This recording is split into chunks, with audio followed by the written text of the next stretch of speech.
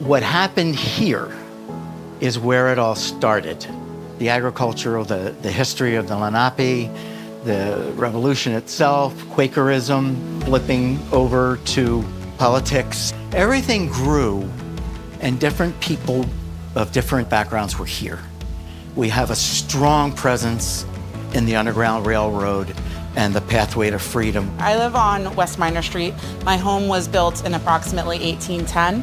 Across the street from my home is a historical landmark, and one of my favorite things about the home that's across the street from mine is that there are two very large cherry trees that were brought from the cherry trees that are planted around the tidal basin on the National Mall. And every spring I get to watch them bloom from my porch, and it brings me this huge sense of pride and joy in the history that we have, not only in Westchester, but specifically on my block, on my street.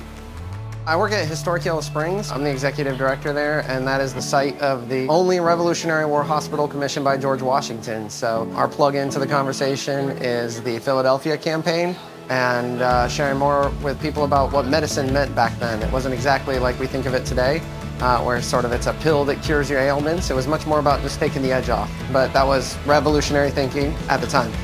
So I'll come back to Chester County and say, yeah, it started here.